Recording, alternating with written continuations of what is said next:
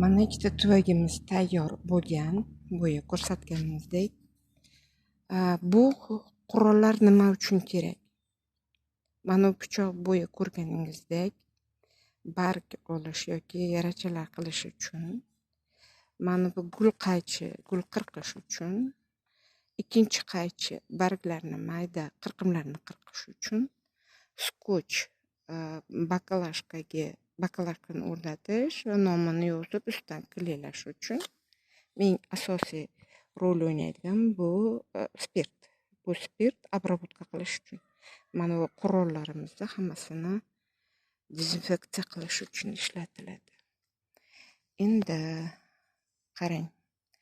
Bu yerda mana o'tkir pichog'imizni kichkina uchi bilan qalamchamizga joy tayyorlaymiz. To'g'ri suqavermaymiz. Bitta mana bu ikkinchisi tayyorladik. Endi qalamchalarimizni olamiz. Qalamchalarimiz qayerga ketib qoldi? Hozir 1 minut. Mana qalamchalarimiz bo'yi tayyorlangan qalamchalarimiz. Endi qalamchani obmaknum yaxshilab aloe vera suviga botirganimizdan keyin mana shu tayyorlagan joyimizga sayamiz. Sayganda ham suyrik qismini mana pichoq bilan suyrik qirqilgan qismini janub tomonga qaratib sayamiz. Saydik. Sal ko'proq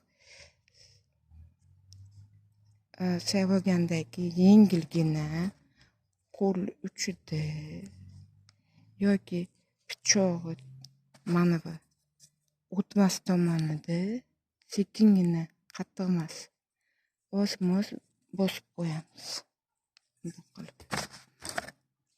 Bu ortiqcha havo kirmasligi uchun, keyin qimirlab aqabaqaliklar ketmasligi uchun. Ikkinchisini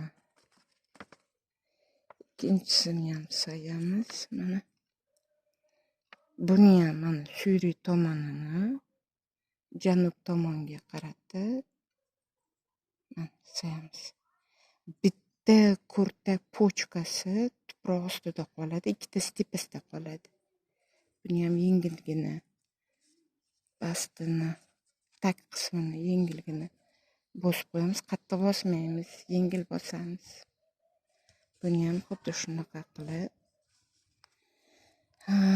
keyin ustiga biz parnik yopamizda, nomini bayga yozamiz. Hozir hammasi tayyor bo'lganda ko'rsataman. Mana birkalar yozib oldik. Mana bakalashkalari to'ntardi. Endi birkamizni shuna ko'rinadigan tomoniga bundoq qilib chiqib qo'yamiz. Bu ham tayyor, bu ham tayyor. Mana qalamchalarimiz tayyor bo'ldi. Shu bilan 1,5 oy biz tegmaymiz, 1,5 oy, 2 oy. Men umuman bularni shu bilan nariga bahorgacha tegmayman. Bakalashkalari og'zi ochiq turadi. Chunki bizni hozir iqlim issiq. Shuning uchun og'zini yopmaymiz. Qishda esa bularni 18 gradusdan 20 gradusgacha bo'lgan yerda saqlaymiz. 15 dan ham bo'laveradi. 15 bilan 20 oralig'idagi temperaturali joyda saqlaymiz. 20 gradus nimaga unaqa deyapman? 18 bilan 24-25 gradus oralig'ida ildiz juda yaxshi oladi. O'shaqa joyga olsangiz, qishi bilan bular ham sekin bo'lsa ham, lekin qishi bilan ildiz o'tib, bahorgacha ancha ko'chatga tayyor bo'lib qoladi. Hurmatli tomoshabinlar, gruppa a'zolari, tanish notanishlar, men qo'limdan kelgancha mana shuni hozir sizga qalamcha qilish uslubini ko'rsatdim. Endi sizlarga hozir qishda kurtakdan men rezultatini ko'rsataman degandim. Qishda kurtakdan qilingan qalamchalar rezultatini ko'rsatmoqchiman. Mana kichkina kurtakdan qilingan. Bu 10-martda qilingan ekan. Mana ko'rdingizmi? 10-mart dinki. Mana kurtaklari anchagina 9ta, 12ta, 15ta kurtagi bor ekan.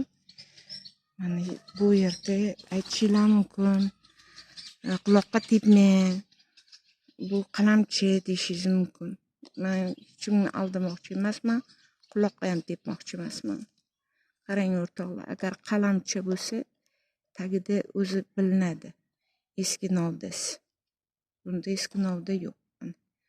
Bu tomondan rakus yaxshi bo'lyaptimi? Bu tomondan ham. O'sha endi chiqib kelayotgan kurtakda. Lekin kurtakning tagi qattiqroq bo'lishi kerak. Endi chiqib kelayotgan kurtakni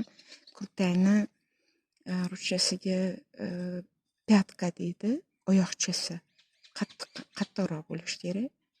Yumshoq oyoqcha bo'lsa o'chirib ketadi. Shu qattiqroq oyoqchasidan olib suqiladi. Mana bu birinchisi. Mana tagidagi ildizdan chiqib ketibdi. Mana ko'ryapsizlarmi? Ko'ryaptimi? Mana ko'rdinglarmi? Ildiz qismidan, tag qismidan уже chiqib ketyapti.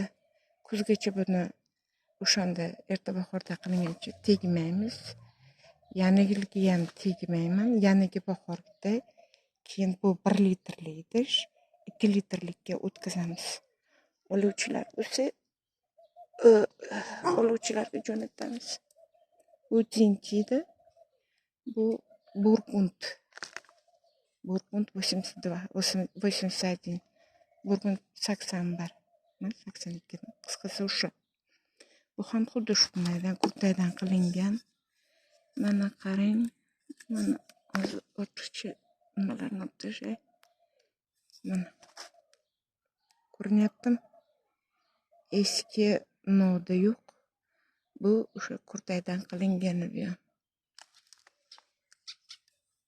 Buni bechoraginaga ham fungitsid bilan обработка qiladigan bo'lib qopti. Sal baglar qiyshayishga tushibdi.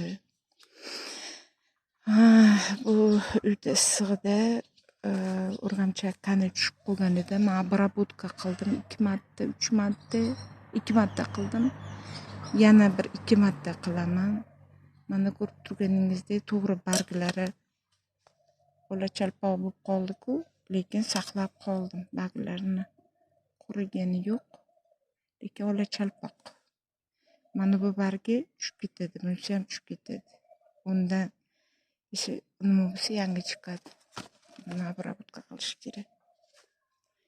Mana hurmatli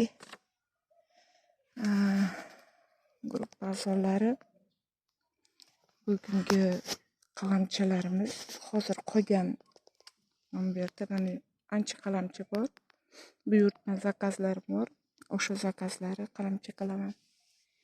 Har safar, har kuni kun ora 10 tadan, 20 tadan qalamcha qilamiz.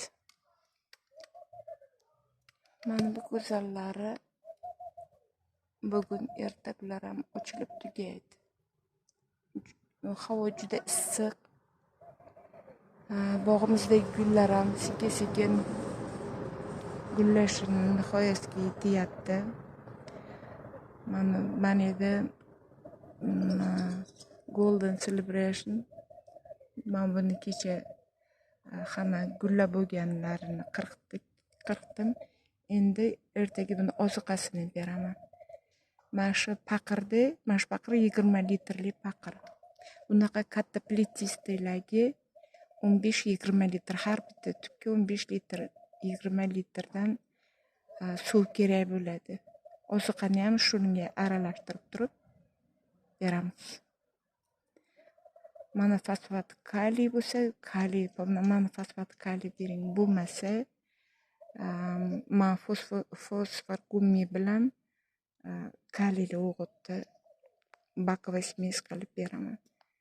Rahmat e'tiboringiz uchun. Sog' bo'linglar.